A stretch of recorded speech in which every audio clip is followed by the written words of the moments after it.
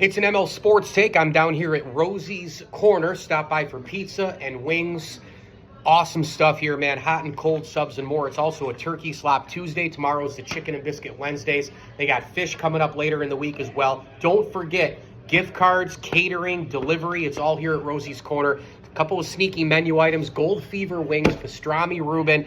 Get the honey up front. They got apple bites for dessert today. Drinks, chips, cookies, everything you might need here. Chocolate milk to go with your sandwiches, your lunches, and dinners as well here at Rosie's Corner. Family owned and operated for years and years.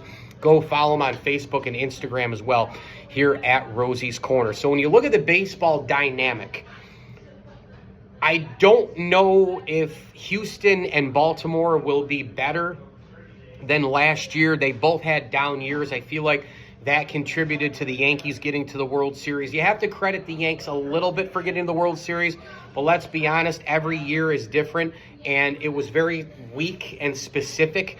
I know Soto was there, and I know Judge was there, and they carried them mostly during the regular season and all the rest, but when you look at the poor fundamental defense, the poor baseball IQ, eventually some starting pitching catching up to the Yankees and the bullpen against the Dodgers, well, the Yankees had the lead in some of those games, and they blew it, right? But them getting to the World Series, they faced an inferior Guardian team, inferior Royal team, two teams that weren't that deep. They had more fundamental problems and more defensive problems than the Yankees did. They were exposed by the Yanks, and the Yanks got exposed by the Dodgers. So a weak American League, to a degree, really did contribute to the Yankees making the World Series, whether you like it or not, hearing this as a Yankee fan. But on the other side, you've got a National League right now that has World Series contenders in the Mets, the Braves, the Phillies, all in their own division, plus the LA Dodgers. Those teams, to me, are the top-tier clubs. Then you've got competitive teams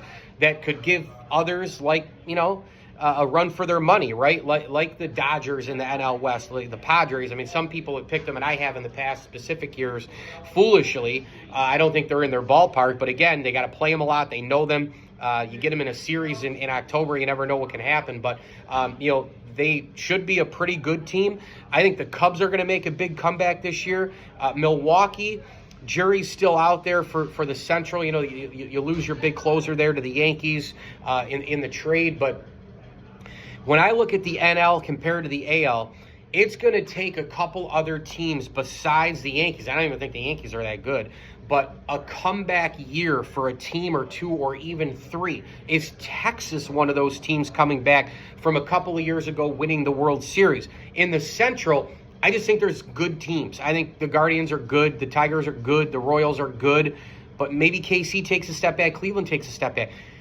I don't see any superior clubs. And even the Yankees being very good going into this year for the AL, even if they're the best, I don't think they're close to the National League. Now, in 2006, we had a very interesting year.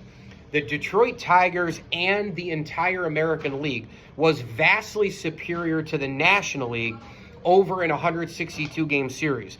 But in a 7-game series, and much like a 1-game off in the NFL or a 1-game off in the NCAA, and people talking about the SEC right now, it's the exact same thing. You can be, over the course of the year, dominant, deeper, more Final Four contenders, more championship contenders. Your mid to low level teams, your road games are harder. The conference top to bottom in every facet is better. But when you get into the NCAA tournament in a one-off, 4 teams, 5 teams, 6 teams could be gone first day, 2 days.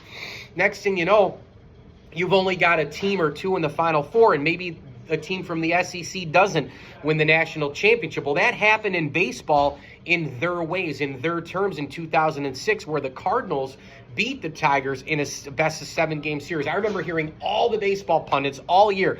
For months, it was exhausting. Oh, the NL, the NL, the NL, the NL. They don't have a chance. They don't have. Wait, hang on a second. Get to a 7-game series, and you got Albert Pujols as well. Anything is open for business. You can, in a 7-game series, anything can happen. You get a couple of great starts from an ace, and a player takes over. Boom. So this year, I go in knowing that in 2006 that was the case, where an American League team could, let's say Houston comes back with a vengeance, although they just lost Alex Bregman, and a lot of the pillars of those teams, you go with the old clubs of the Houston Astros that were dominant, whether they were cheating or not, whatever year you want to look at it, you look at Pillar, Springer, gone, Correa, gone, Bregman, gone, Verlander, gone. I mean, a lot of those pillars are gone. I think Houston comes back and has a nice year this year. I don't know how nice of a year that will be, but you get my point. You got to have a couple of big comeback teams to challenge to make it equal footing with the NL. Now, we've seen Cinderellas happen before. Crazier things can happen, but when you look on paper, with the Mets already a great team last year, they add Juan Soto. The Braves a lot stronger because the health is going to be back. The Phillies are always there. The Dodgers are the defending champs with Shohei, Mookie, and the rest of the crew, and they added 1 million players in the offseason because that's what the Dodgers do. It's NL way up over AL. Let's see what happens, though, if the American League can get a couple of teams to gun for not just the Yankees, but in a Fall Classic 7-game situation. Best of. Mike Lindsley here at Rosie's Corner. Stop on by, man. The pizza, the wings, the hot and cold subs, everything super delicious here at Rosie's Corner. Gift cards are available. The catering and delivery is available as well. A lot of people on winter break. A lot of people dealing with some snow up here in the north area, the Burton Central Square area. So call them up and grab some food all week long here at Rosie's Corner, a proud Platter supporter. As I always tell you, enjoy the games.